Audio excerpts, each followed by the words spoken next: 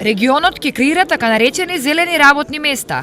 Тоа се работни места кои се поврзани со подобрување на животната средина, енергетската ефикасност и искористување на обновливите извори на енергија.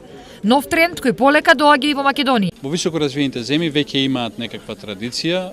Во Македонија ни преостанува да ги користиме искуствата кои што се веќе стекнати во овие високоразвиени земји, можеби малку повеќе од Европската унија, затоа што ни е поблиска и затоа што е некој репер за нас.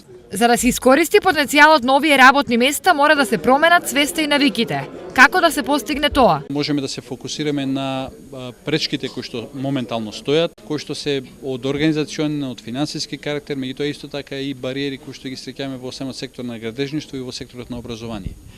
Регионот има потенцијал за вакви занимања, особено во индустријата, производството и алтернативните извори на енергија. Секојдневно се зголемуваат бројот на инсталираните соларни системи, не само во општина Штип, него и пошироко во Македонија. Ке има доста работа, нови запослувања и ние сме оптимисти околу овој бизнис.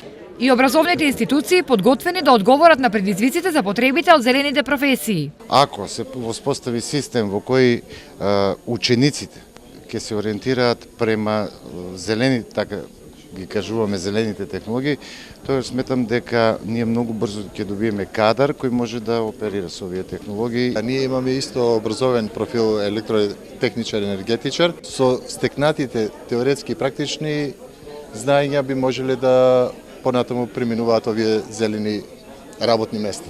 Инаку, освен потреба, користењето на обновливи извори на енергија е и неопходност, зашто за влез во Европската унија најмалку 20% од енергијата мора да биде еколошка.